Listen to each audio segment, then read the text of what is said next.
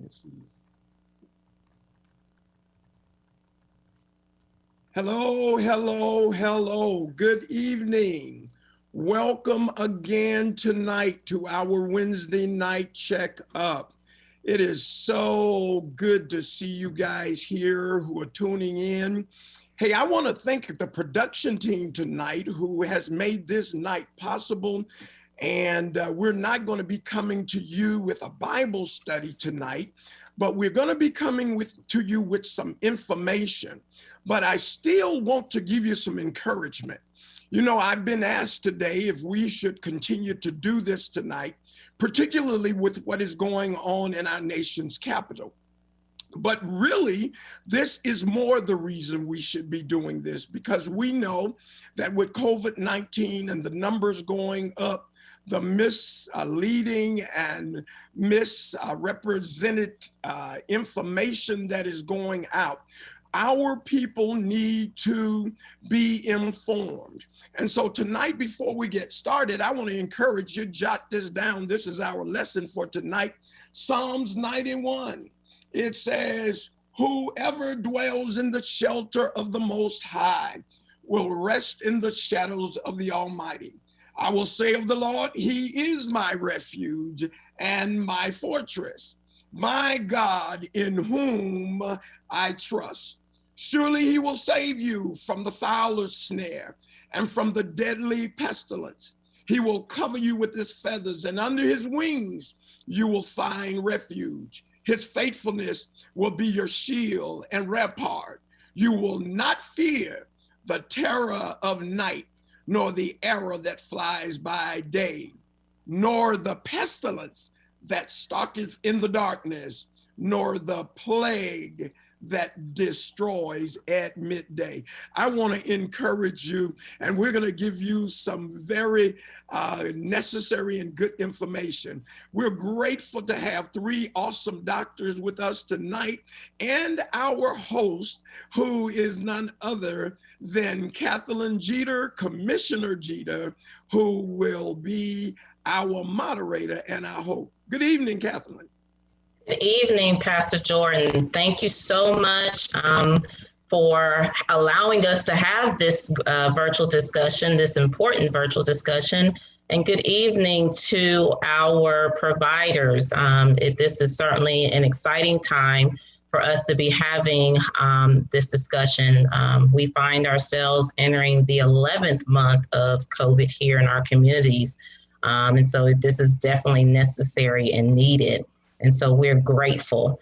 We are going to ask our three distinguished providers to briefly introduce themselves so that our viewers know who they are going to be speaking with this evening. So we are going to start with Dr. Haynes. Good evening, Kathleen. Thank you. I'm Dr. James Haynes. I'm a family physician in the Erlanger Health System and an educator with the UT College of Medicine. Also currently serving as president of the Chattanooga-Hamilton County Medical Society, soon to turn that over. Glad to be here. Thank you so much. And we are certainly honored to have you with us this evening. Next, we will go to Dr. Adams. Good evening. Hey, good evening. First of all, let me thank you for inviting me to be here tonight. It's really my privilege to have this opportunity to share my thoughts. I am John Adams, born and raised in New Orleans. I'm an obstetrician gynecologist here in Chattanooga, Tennessee. Navy trained, been seeing a lot of COVID, so I'm anxious to hear your thoughts tonight and share my own. Thank you again for asking me to be here on this panel tonight. Thank you. I didn't know you was the Navy. I won't hold that against you. I'm the Air Force diva, so. Nice. Thank you. Thank you. And next we'll go to Dr. Parham. Good evening. Good evening. I'm Army. Oh, wow. Yes. I won't hold that to you either. I'm a native of Sumter, South Carolina, and I've been practicing internal medicine in Chattanooga since 1991. And we've seen quite a bit of COVID in the practice. Thank you for the privilege of participating in the panel this evening. Thank you. Thank you. So to our viewers, as you can see, we have certainly Again, a very distinguished guest here of providers, as well as Pastor Jordan, that we are going to have a great conversation. January 2021 not only is the first month of this new year, but as I stated, it is the 11th month that we find ourselves living with this COVID-19 pandemic. It is not unreasonable for us to think that there are so many individuals within our communities that have so many questions, and that the fact that there is a fact that there are so many individuals that have a high level of mistrust that exists within our healthcare systems. And the only way that we're going to eliminate the questions and the concerns and the mistrust is by providing information and providing education to the general public, which is why we're offering this virtual discussion. So let's start. Let's get right into it. So we have some opening questions that we wanted to ask our providers. And the first question, we're wanting all three of our providers to answer these two questions. And the first one is will each of you share your professional and or personal experience of what you have seen and or experienced through this pandemic? And no particular order, so whoever wants to go first. So I've been fortunate in that I haven't had any family members in Chattanooga, and there are a whole bunch of us here now to contract COVID. I had a couple of family members back in New Orleans who have done well, I'm happy to say. In my practice, of course, we had to decrease the number significantly a few months ago. And that lasted for about a month. It did not impact us significantly. My staff members have all been vaccinated now, and they have had the good fortune as well not to be exposed to COVID. However, we've had probably 30 or 40 pregnant patients who have contracted COVID. And what's interesting about that is they all have done well, have not gotten any more than the sniffles or body aches, chills, fever, that type thing. Their children have all done well as well. All the studies now are showing that the virus does not cross the placenta and it doesn't cross into breast milk. So I'm happy to say my patients have done well. We see it out there. We see it out there. We know who it's affecting the most. And of course, I'm going to limit my comments to what I just said, because I'm sure Dr. Haynes and Dr. Parham, who practice primary care medicine to a greater degree than I do, have a lot more to say, because their exposure has probably been greater than mine has. So I'm going to limit it to that. Thank you, Dr. Adams. Dr. Haynes or Dr. Parham? Well, when the COVID information first started surfacing in America, I started researching and trying to determine how it was going to impact my practice and my people. And I was not convinced initially that we had anything significant to worry about. And actually did a little video suggesting that most people would do well with it, and a few people with underlying medical problems were at more risk. And say for the first few weeks, every COVID test I did was negative. Maybe the first 15 or 20 were negative. Then things started heating up. Cases started becoming more frequent in the community, and I saw that reflected in my practice. Then the positive tests increased to maybe 20, 30%. Today, they are up around 70 to 80% of the people I send to get tested coming back positive.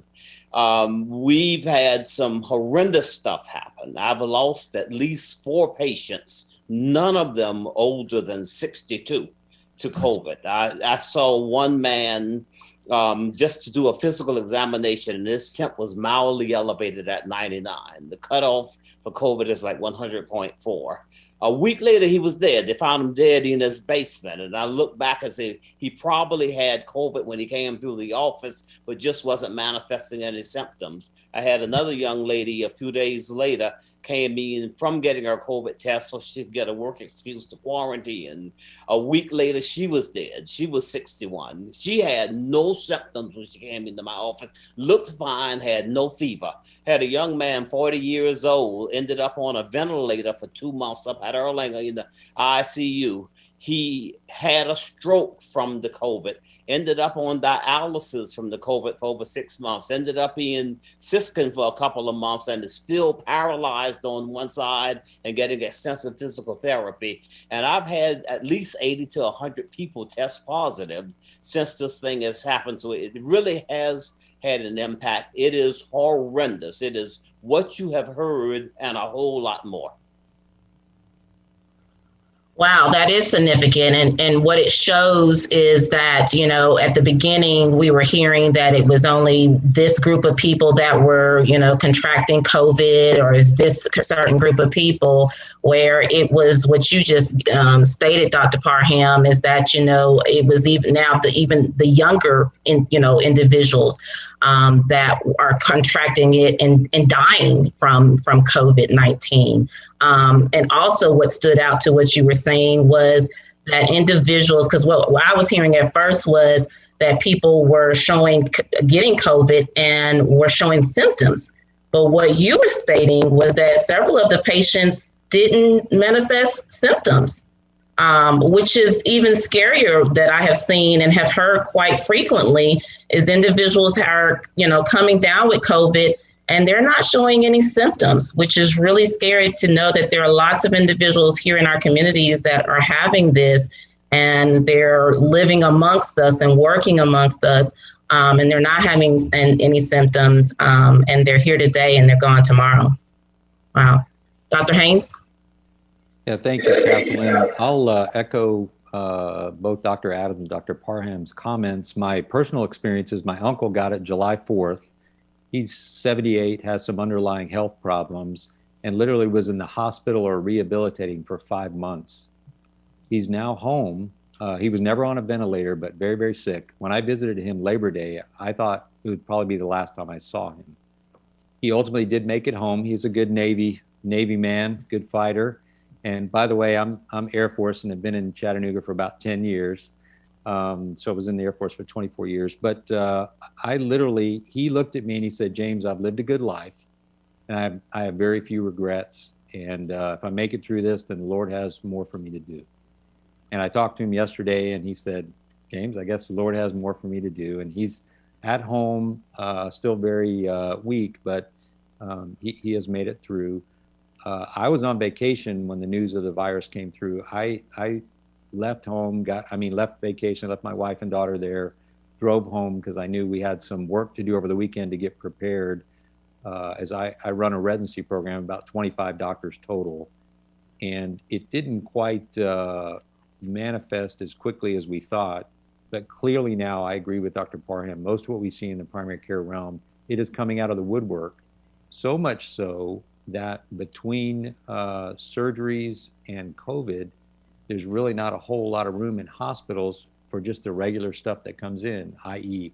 heart attacks, strokes, diabetic problems. And so it has really caused a significant strain on our medical resources, and our only, in my opinion, one of the brightest hopes that has come out has been this vaccine. And we'll discuss more about that and our individual takes on that vaccine, which I took my mother-in-law on December 31st. She's 81.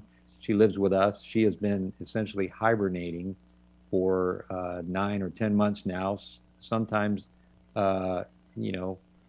wants to do many more things than my wife and I want her to do, but we've pretty much kept her hibernated and got her vaccinated. She's 81, and so I was very thankful for that, and glad my staff. We've had some staff come down with COVID, been exposed to COVID, and that's put a strain on resources at our office. But none of them really have gotten it at the office. It's mainly been out in the community. So with that said, I think I'll leave it there. And that's thankful that many have not come down with your staff. I'm very curious. Again, as I opened, you guys are, you're at the front line, and I'm very curious. I think our first case here in Hamilton County was around mid-March. I think March 13th here specifically in Hamilton County. And because you guys serve on the front line and you guys are every day in our hospitals, you guys have your own practices and things like that, is when you guys heard the news that we had our very first case here in Hamilton County, I'm curious as to, as physicians, what was going through your minds as physicians and thinking, one, personally, as a physician, and then secondly, what does this mean for your practice? What does this mean? Because you guys, again, work in the hospital systems, what this means. And then did you foresee this going to the degree where we are now? Like, did you imagine we would be here 11 months later dealing with this pandemic? And lastly, how did you begin to prepare, both within your practice, both in helping your patients and things like that? I'm just curious as to day one, back mid-March to now, what were your thoughts to get you to this day that you find yourselves now? Anyone can answer. I'll just start us, if you don't mind, Dr. Adams, Dr. Parham. Like I said, I was on vacation. I drove home Thursday night, got to the office Friday, and literally worked all weekend to prepare us to change operations from initially, we were very worried about our staff getting it. And so we went to a lot of telemedicine and seeing folks out in the parking lot initially until we realized we could get PPE and do it safely. And we have been seeing people in the office since April, probably. It took us about a month to really get good PPE and develop a system where we could keep our staff safe. And keep patients safe. So I realized I had a responsibility to my staff to keep them protected, and then to our patients, not to have them get infected by coming to our office. And that was my big concern. And we had to revamp operations completely. Half the staff went to beef up the hospital, and then half of our staff, we had to change their office schedule in terms of, when I say staff, I mean our physicians. We just had to split ways is kind of what we did. Dr. Parham, Dr. Adams?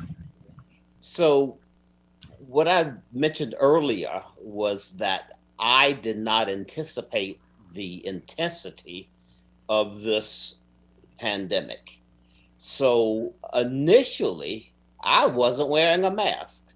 But I did realize that what the information I was getting was beginning to look politicized, and therefore there was a lack of central leadership. So I needed to do my own research.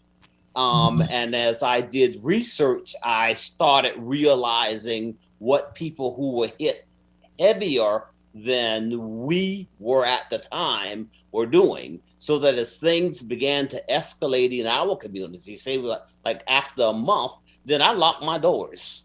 I put a lock on the front door with a doorbell. You have to ring to get in. We only allow so many people in the waiting room at a time. We closed the window at the receptionist desk so that she doesn't get breathed on. We were wearing masks. We were germiciding the counters after each patient. And from that time until this, I only had one other staff member. She got tested for antibodies to see if she had any exposure last week. And she has had no antibodies to anything. IG, AM, RG were all negative, and I've been healthy. We pulled in telemedicine within the first month. So we've continued seeing our patients and made other necessary changes to, we had to send out new information to all of our patients about how to access us, when to access us. We were walking before, and now we want you to call before coming.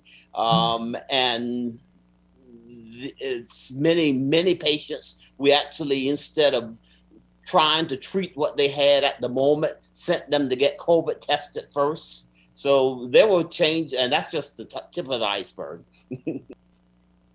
Gotcha. You Dr. know, Adams? when news started, when we had that first case in Hamilton County here, you know, early in the game, if I'm being totally honest, I'm not sure I took it as seriously as my wife did, who sort of runs my office. And early in the game, she started loading up on sanitizer and Lysol and started trying to find us masks and so on and so forth. And what we started doing as well under her lead is allowing only the patients to come back. Everyone's temped at the door. Everyone has to wear a mask. No one uses a waiting room. We have a hallway that we have 6 chairs lined up in six feet apart. So we've had, of course, several patients who have come through there, and 2 or 3 days later, they call us and say, "Hey, by the way, I tested positive for COVID," which means when they came through there, they already had COVID on board. We've antibody tested 3 times in our office, and all of us have been negative. So the virus is tricky in that some people who are exposed to it obviously are not even going to contract it. Telemedicine, we considered it, but what I do it, that would make it a little bit challenging to do that successfully. We had started, before numbers started going up again, we had started allowing a family member to come back for ultrasounds, because that's a big thing to them, of course. And then after numbers started going up, we had to limit that again. So we've even had a couple of patients leave because we won't let their family members come back. And, you know, I try to tell them we have to protect you and we have to protect our staff. So I don't think anyone envisioned this becoming as big as it has become. And we know who it's affecting the most. So I tell my patients, you know, when you walk out of this office, that mask has to stay on. You know, we know with demographic, you know, some patients take this more seriously than others do. And those who don't take it seriously, they'll be sitting in the room, they'll walk right through with the mask off. And we have to make sure we stay on top of those individuals. But we know that there's a lot more bad stuff ahead of us. And all we can do is protect ourselves and make sure we encourage our patients to protect themselves and their family members. Thank you. Very true. Very true. So considering, as we've been stating, that there's so many questions around just COVID period, and lots of misinformation, you know, nowadays, everybody, I think, you know, thinks social media, Facebook, Instagram, the internet is, you know, the Bible. Sorry, Pastor Jordan. But that's where they go to get their information.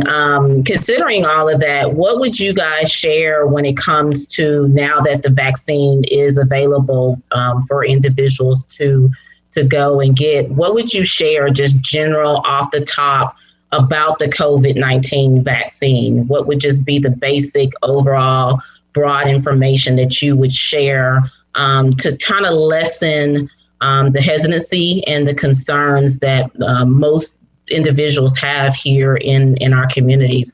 And we'll start with Dr. Parham. So I can't think of any category of people who should not get the vaccine. Flip that around. I think everyone should get the vaccine. The sicker you are, the more medical problems you have, the sooner you should be in the line to get the vaccine. I've already gotten vaccinated. I'm waiting for my second shot. It is imperative. It is like Moses raising up the serpent on the Sinai Peninsula. You either look and live or die. Great way to put it. Thank you, Dr. Parham. Dr. Haynes? Sorry, my cursor was a little far away from my mute button. Regarding the vaccine, I think I was a little concerned by the warp speed name of developing the vaccine. I think they did a disservice in naming that. But the warp speed really came in the fact that they hyper-focused on getting this done. There's really been decades of research done around the spike protein that they're using on these vaccines to develop these vaccines, and the mRNA mechanism. They kind of converged together at the right time, I think by God's hand, to develop this vaccine. And in an unprecedented way, while they were developing the vaccine, they started producing it because the government gave a bunch of money to these companies and said, look, just start producing it. You know, we'll give you that cushion so that you're not going to have a loss if this ultimately doesn't work out. That's how important it was. So they have tested it like any other vaccine, 40,000 patients on the Pfizer side. These are on the two main ones out now, 33,000 on the Moderna side. And the side effect profile is no different than most of the vaccines that we have. In fact, your chances of dying from COVID is 1.2% if you get it. They had no serious adverse events on the Pfizer vaccine out of 40,000 people. And if you were 40,001 and you had a serious adverse reaction, that would be less than 0.02%. So you are 60 more times likely to have a bad outcome by getting the disease versus getting the vaccine. And I think that kind of puts it in perspective. So I could wholeheartedly agree with Dr. Parham that it is imperative that as many people as possible, as soon as possible, get the vaccine.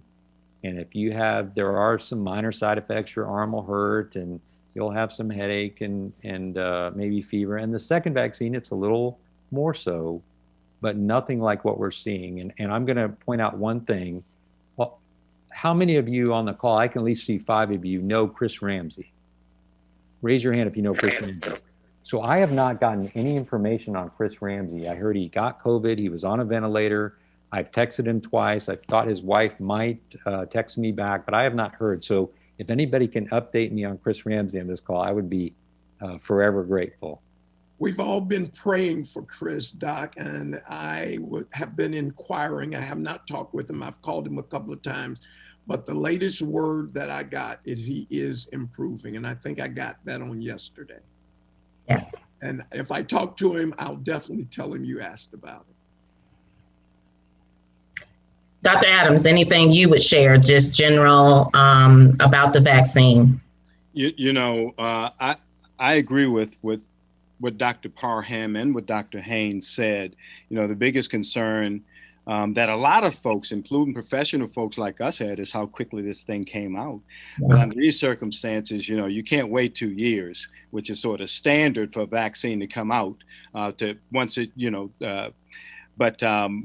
but so that was the biggest concern, but something needed to happen drastically. Dr. Parham, you said that you could not think of any group of individuals who would not be a candidate for it. I have several patients who have MS, and I was reaching out to Mance and asked him, should these patients get the vaccine? He said, if their MS is under control, he said they absolutely should. He said, if it's not under control, they should not. You have any thoughts on that? What he's probably referring to, if the MS is not under control, since MS is an autoimmune disease, multiple sclerosis, then that means their immune system is probably out of whack at the point when the MS is out of control.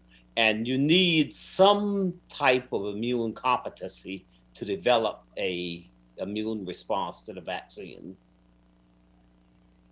Thank you. And I knew you could articulate it just like that. I appreciate that. And I know the audience does. Anyway, so I'm going to get the vaccine. All my staff got it, and I support it. I think anyone, like Dr. Parham said, that can get it should absolutely get it. Now, the folks who need it the most right now are having a real challenging time getting there. You all know that's the case. My mother-in-law has been twice, and both times was in the line over 5 hours, and she was turned away essentially. So I think once we get better guidance than we have had recently here, I think things will get better. Does it mean you don't go in line, those individuals who need to get in line? No, it doesn't mean that. It's going to be very frustrating, but you still got to bite the bullet and do it, you see, because you need that vaccine. Very true. Thank you. And I'll just chime in with Dr. Adams in regards to who should not get the vaccine. If you've had an anaphylactic reaction, meaning your throat swelling, you had trouble breathing for any reason, not just from a vaccine, you should probably make sure you have an EpiPen with you, as well as you should be monitored a little longer after your vaccine. The recommendations are about 30 minutes versus the normal sort of 15 minutes. So, and there are the couple of anaphylactic cases that happened in Europe potentially could be from something called polyethylene glycol. I won't get too much into that, but if you've ever had a colonoscopy, it's what you take mostly in bowel preps to clear out your colon, but there's some different versions of that. And there's some of the things you hear about that are in the vaccine from old, whether it's thimerosal or mercury, none of that's in the vaccine. There are some substrates that you could react to, but it's very few people that do. And I have not heard anybody that's reacted. And I was in line, I got in line at 7:45 on New Year's Eve. 7:45 in the morning, they were starting at 9. And literally people cut with their cars in front. It was crazy.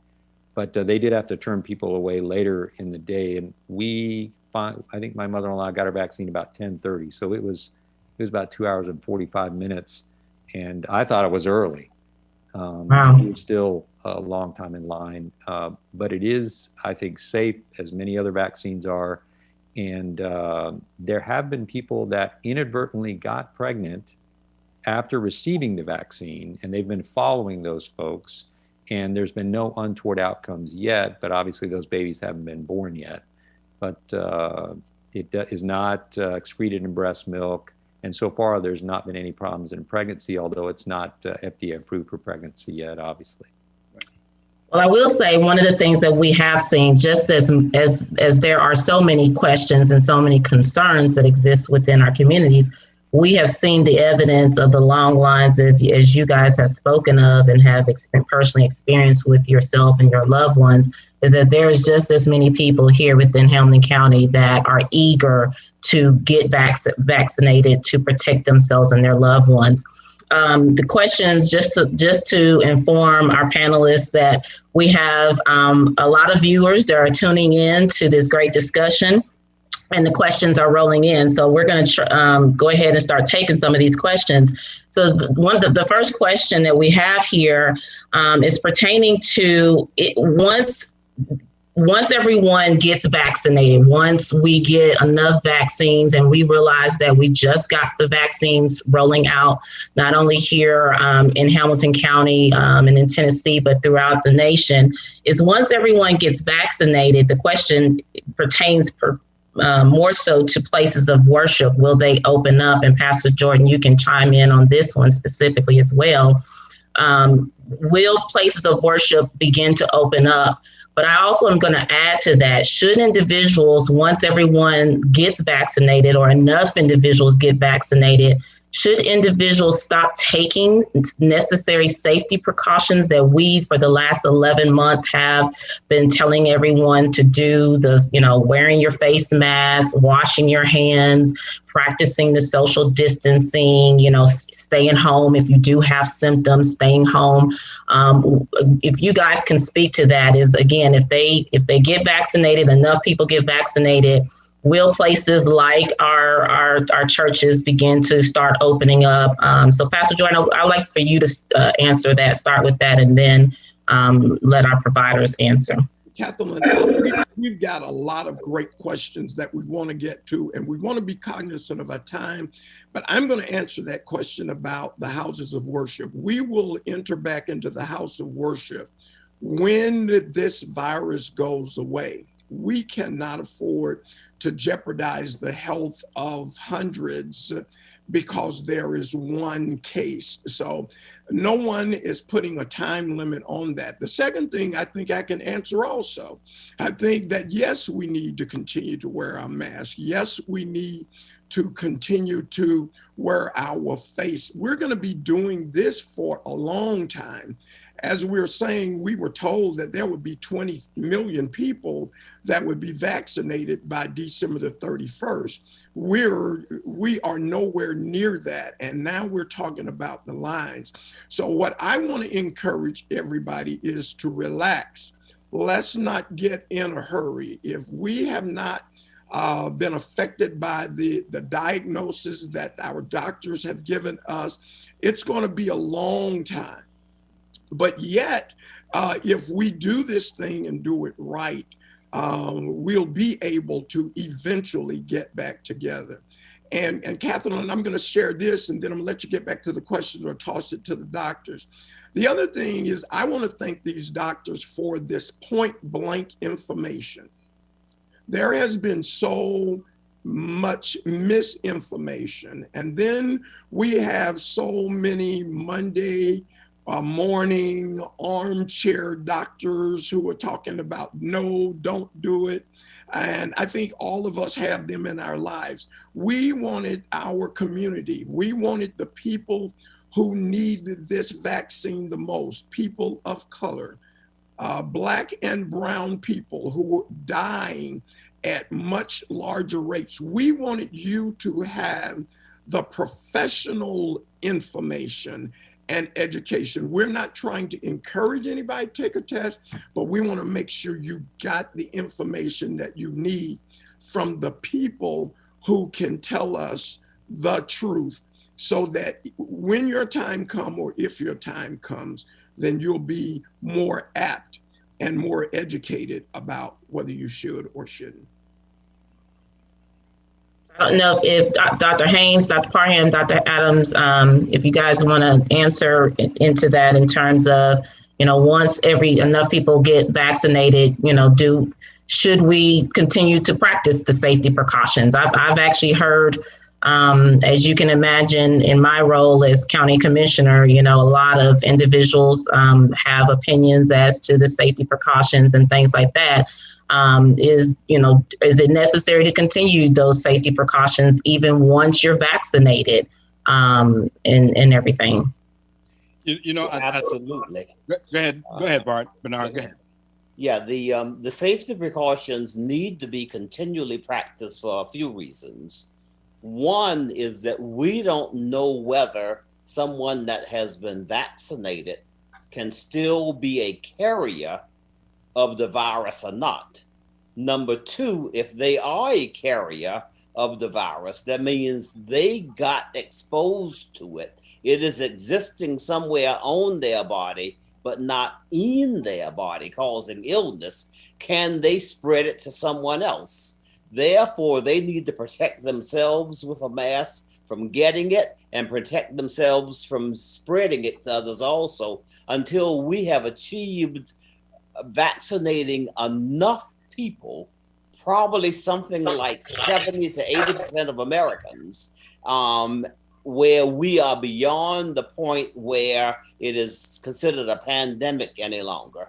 And then at that point, I fear for the ones who have not been vaccinated. I'll make a comment about that. We are on the brink of overwhelming our medical resources. So our current defense right now is, good hand washing, mask, social distancing. And so we have to keep that up, like Dr. Parham said, until enough people have been vaccinated, just to be able to have the resources to take care of the normal things that people have every day. So COVID has stretched our limits, and if we want to be good stewards, and I've learned one thing, I was in the Air Force for 24 years and moved around a lot. I didn't realize what it means to be part of a community. And since I've lived here 10 years now, I realize that, manna comes from God, but it's not just going to drop out of Washington, and we have to take care of each other. And the only way to do that is to put masks on, keep everybody safe. And like Dr. Parham said, we run the risk of still transmitting it even after we've had the vaccine. So we have to do it for others, even if it's not for ourselves. Dr. Adams, did you want to chime in, or? I second both those emotions. Absolutely. Amen to that one.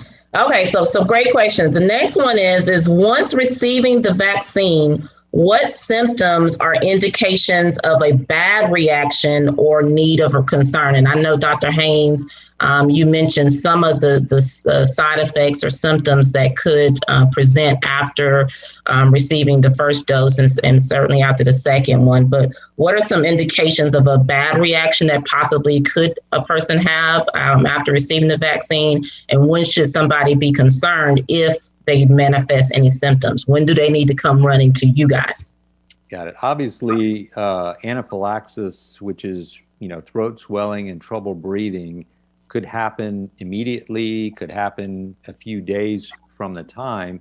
The thing about the side effects from the vaccine they are relatively short-lived. So if you get a fever and headache and some soreness, muscle aches and things, usually they're going to happen within the first 48 hours and only last 48 hours. And they're not going to be super severe. You can get a headache as well. But if they begin to last longer, that means you potentially could even have gotten exposed to COVID before you got the vaccine and you actually have COVID. You cannot get COVID from the vaccine, but you could have gotten COVID before you got the vaccine. So I would say, worsening shortness of breath, throat swelling would be the immediate things. And then if your symptoms of sort of flu-like symptoms are lasting longer than 72 hours once they've started, that means something else is going on. Thank you. Dr. Adams, there are so many different populations of individuals, and you uniquely help a special population, and that is, pregnant women and women that are breastfeeding. I'm curious as to what you are educating your patients on when it comes to the vaccine. Can you speak to the safety of the vaccine and what women need to know pertaining to receiving the vaccine if they are in fact pregnant or breastfeeding? Right now, as Dr. Haynes alluded to earlier, it's not FDA approved. There have not been a lot of women who have asked, do I get the vaccine? What I am telling them is right now, we don't know as much as we need to know. Chances are the vaccine wouldn't hurt any of them. So if they come to me and say, hey, my job is making it mandatory that I get the vaccine, I give them a letter saying, basically stating what I just said. All my other patients, of course, I'm strongly recommending that when they have access to it, that they go ahead and get it. But there's still not a whole lot that is known relative to the vaccine and giving it to pregnant patients, which is why it's not FDA approved yet. Thank you. Dr. Parham, will the vaccine be required every year like the flu vaccine? At this point, we think not. We think that 2 doses should get the job done, but we really don't know for sure. We'll have to continue to test people on down the road, and these tests are actually already going on to determine how long that immunity is conferred. Thank you. So again, speaking to special populations and realizing that there are so many individuals that are living with chronic health conditions, and one of those is that we have a lot of individuals that are unfortunately been diagnosed with cancer. So I can only imagine, what they must be thinking and trying to decipher as to what this means for them. And so we have a question that, or it was a comment actually. As a cancer patient, I am nervous about the vaccine, but more nervous about the virus. Dr. Haynes, what would you say to that for anybody, any viewers that are actually cancer patients? Just in general about COVID and now with the vaccine, what do they need to know about to be more comfortable and educated? Just a general theory with vaccine and cancer patients who may be undergoing chemotherapy and getting significantly immunocompromised. In conferring with cancer doctors, with some of my patients, they generally want to, if they get a chemotherapy treatment, they want the side effects to wear off, and in the mid cycle between those therapies, once some of the blood counts have come back up, that's the time to give the immunizations. So just be aware of that. Make sure your cancer doctor is aware, like when's the best time to get a vaccination. I do not think it should prevent you from getting a vaccination just because you have cancer. If your immune system is significantly weakened, you may want to wait a little bit until it comes back. That would be my thought on that, and I'd appreciate Dr. Parham's comments as well. And Dr. Haynes, real quickly, just to piggyback on that, well, to kind of go with that, can children get the vaccine? I know, again, talking about special populations, and children is another special population. And I know there is a lot of parents that are viewing this virtual discussion. So are children able to receive this vaccination? Young children, not yet. They haven't, like pregnancy, they haven't got enough information on young children. I think the age, and Dr. Adams and Dr. Parham can correct me on this, for some of them it's 16, I think is the age. It may even go down to 12 because they're changing a little bit of the recommendations as it goes, but younger children should not at this time get it. Thank you. So Dr. Adams, if an individual is experiencing cold and flu-like symptoms, which is right now we're in that season, and I think nowadays that's kind of everybody sneezes and coughs and they're wondering, is it COVID? Is it flu? They don't know what it is. But now the question is, should they get, on top of that, whether deciding if it's COVID, they're also asking, should they get the vaccine? What do you say to that? If you're experiencing actual symptoms, should they be in line at Chattanooga State trying to get vaccinated? These days, it is flu season right now, of course, and now people are getting sick more than they were with the common cold several months ago. And of course, now every time someone gets a sniffle, a sore throat, a cough, they're thinking, do I have COVID? And what we recommend, if they call us and say, hey, this is going on, we don't let them come to the office. So I think if they call me and say, hey, this is what's going on with me, I have what looks like an upper respiratory infection, should I go get in line? I would probably discourage that, because if that's until I get tested. If that's representative of COVID, of course, then they're exposing other folks who are in line trying to get that vaccine. But we're seeing a whole lot of that. Even in my family, and when my wife gets a runny nose, she's thinking, oh my God, they have COVID. And I think that's naturally how, because of what's going on these days. Very true. Dr. Parham, so several questions that have come in is around the safety of the vaccine, and pertaining more so to, again, the chronic health conditions that many individuals, especially African Americans, are experiencing: high blood pressure, diabetes, asthma, lung problems. One of the questions speaks to, is the vaccine safe for individuals that have these chronic health conditions? And also, can you explain how the vaccine particularly works to prevent someone from getting COVID? And especially if you have any of those despairing chronic conditions. So there is the question of, is it safe, and should they take it? The safety question, it is safe as far as we know. With the available research, from everything that we can determine, it is not only safe, but it is also effective. However, we are operating without long-term studies, other than the studies that were done on the mRNA mechanism and so forth for the last decade or so, leading up to this ideal moment to put it in use. If you have chronic medical conditions, you absolutely should get the vaccine, because what those chronic medical conditions do is render your immune system less capable of fighting the virus. So you need all the help you can get.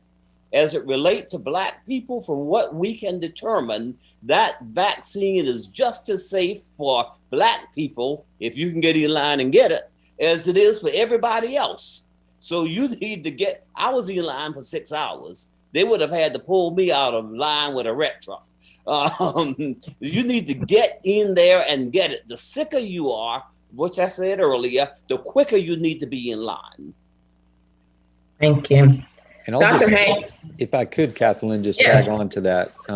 If you have COVID or are ill, they do recommend, waiting till those symptoms have improved before you get the vaccine so that your immune system can fully respond. And even post-COVID, they recommend at least having your quarantine done before you go get the vaccine. And if there's a window where there's a chance you could not, less of a chance of you getting it again, although people are getting reinfected, if you're going to wait after you've had COVID, I wouldn't wait longer than 3 months. I would definitely get the 2 shots before 3 months is up. So that's the current recommendations. There's currently the two vaccines, the Pfizer and the Moderna. Are both of them correct? Or just the 2 doses correct? Just want to verify that was correct. Okay. Let's see, making sure we got.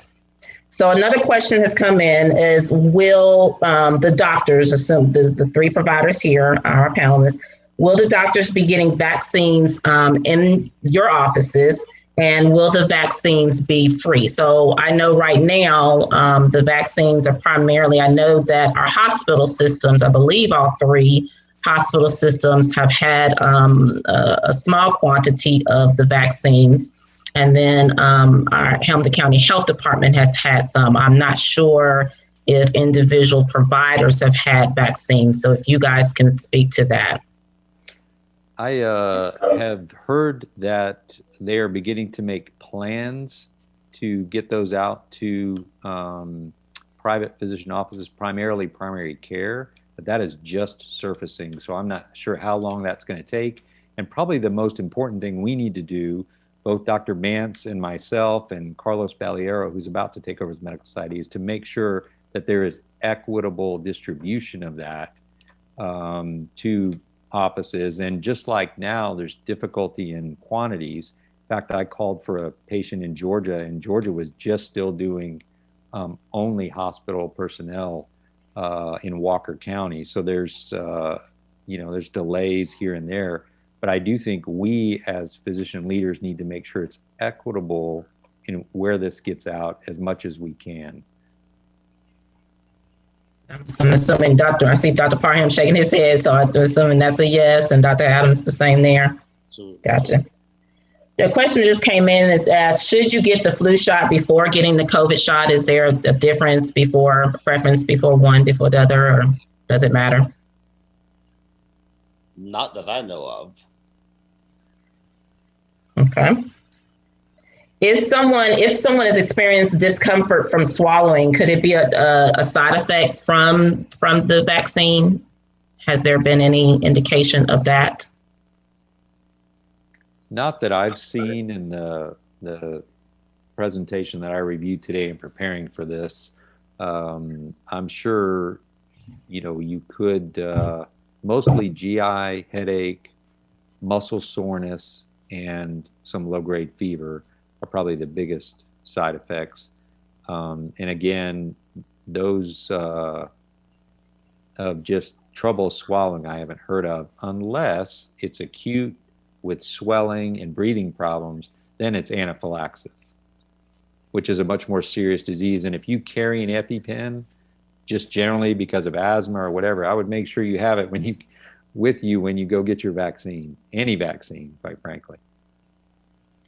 And we have recently here heard about the new strain that has presented. Could either one of you just speak about the new strain of COVID that's been in the news and what that could possibly mean And now with the vaccines, will these vaccinations work with the new strain, or will another vaccination need to be produced to combat that new strain of COVID? Well, the only thing that we're hearing the lab companies say is that it should cover, the vaccine should cover this new strand of it. I'm sure there's still a lot of uncertainty out there, but I don't think anyone has said with certainty that it will, but I've heard that it should cover, the vaccine should cover this new strand. Dr. Parham? There is a lot that we don't know. And I agree with Dr. Adams that what we are hearing is that, yes, it should be covered. But that's, if you take the flu vaccine as an example, the reason we get a new flu vaccine every year is because there is a variant of the flu from one year to the next. So last year's flu vaccine covers last year's flu, but we need a new vaccine this year to cover what emerged over the previous year. So it's possible that can happen. People studying coronavirus for decades say it's less likely that it will happen, and this vaccine will cover everything. But everybody had to go back to the drawing board with this pandemic. I had to completely rework my practice. The way I do what I do and how I do it now is entirely different than what it was 12 months ago. And so we are still in the process of figuring this thing out. So true. So we have about 5 minutes left here in our discussion. And Dr. Haynes, a couple of the questions that have come in have talked about what individuals need to know in terms of when it's their turn to go get vaccinated. Again, as Dr. Parham just stated, we're just started, right? We just got the vaccines in, and so many people are so eager and wanting to get vaccinated. And I know that information was given out. Right now, we just are not getting enough vaccines here in Hamilton County. That is the number one, the biggest problem. And so what should our viewers know in terms of where we are? What do they need to do in terms of being educated, knowing where they are in line to get the vaccines, and what to do to prepare to get vaccinated? I would say a couple things. As much as I don't like watching the news now, I think you need to watch the news, certainly the local news that should have public health announcements about, hey, vaccines are going to be offered here, the next day. The other thing is there are, I believe, through the public health office, alerts that go to email. And so I think you can sign up for those to have those pushed to you. And most people have a cell phone with their email on it. So I would say encourage folks to do that. I'll have to verify that. But that's how I knew, is I got an alert because I signed up for some alert, because I usually don't sign up for too many things because I get enough email. But I did sign up for that, and that's how I was alerted the night before. I literally at 7:30 on December 30th just happened to look at my email and saw this, and that's when I told my mother-in-law, guess what? We're getting up in the morning, because I happened to be off, so I was thankful for that. But so I would watch the news. And I think folks have to look out for one another. So if you hear something, you need to call your friend and go, guess what? We can't necessarily get in the car together, but we ought to both be in line. And if they open those up, unfortunately, it's probably back to our military days for Dr. Adams, Catherine, and Dr. Parham. You're going to have to get up early probably to get it until we can get it out into physicians' offices. And again, I think it's going to be a long time before we just have readily available vaccine, because they're trying to distribute it all over the country, all over the world, quite frankly. So true. Well, we're close to the end of the time, and so I would like to just extend to each of you very brief closing remarks to our viewers. Again, you guys, thank you so much for your time and for taking this time out for this evening to just have this discussion and to give our viewers this necessary information about COVID and the vaccines. So Dr. Adams, any last parting nuggets that you would like to leave our viewers? You know, sure. I think that if folks are willing to do what is recommended, wearing the mask, social distancing, the whole 9 yards, we'd see a completely different outcome. But because we know all of us think differently, all of us feel completely differently about the mask and the whole 9 yards, we need that vaccine. We need that vaccine because that's what's going to save us better than. And what we're doing right now is all we can do. But that vaccine, like both these docs alluded to tonight, is what's going to make a difference in the long run, intermediate and in the long run. So as soon as you can get that vaccine, you absolutely should get it. And thank you, Kathleen, for asking me to be here on the panel tonight. Thank you, Dr. Adams. Dr. Parham. You're muted.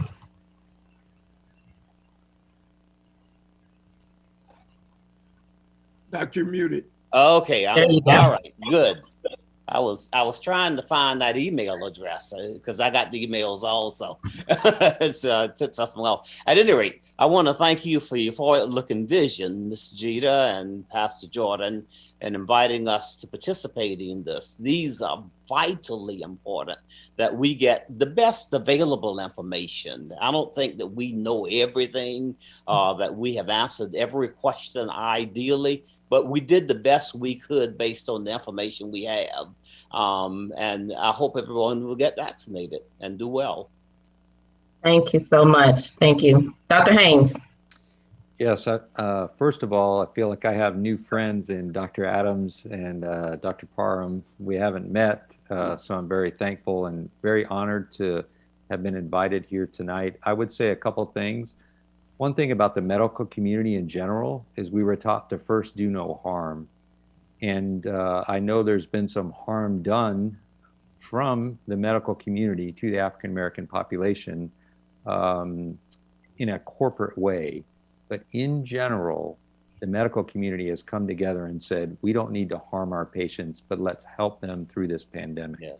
And so I think we need to trust one another locally for sure, and help one another get as much information as we can and pass out that information, and help each other by maintaining distance, wearing a mask, all the things that have been said. But I would say get the vaccine and help others. Thank you, Dr. Haynes. And now I get the distinguished honor to pass it back over to Pastor Jordan. Hey guys, thank you all so much. It means so much to the community that you all have taken of your time to share this vital information. Thank you, Dr. Haynes, because that is one of the challenges that we have within the Black and Brown communities. We have been, I want to say victims, or at least, or projects, when we hear historically of Tuskegee program, experimental program, and many of the others. And so there is so much distrust of a lot of information. And then there is so much information going around. So we want to make sure, and certainly this will not be the last time that we will have informational virtual discussions, because as each of these doctors have said, that things are changing all the time. And the church, we believe that our role is not just to heal spiritually, but to heal physically. And we want to make sure that you get the best information. I also want to thank our wonderful host. Give her a hand. Commissioner Jeter, you've done an excellent job. I want to thank our media team who is streaming us on a number of different platforms tonight, and they've been working extremely hard. And then I want to thank those of you who tune in with us every Wednesday night for your spiritual uplift, spiritual checkup. And I pray that this evening has been a blessing to you. And the more information we get, the more information we're going to pump out to you. Hey guys, thanks again for tuning in. You know I love you, and there is nothing you can do about it. God bless you.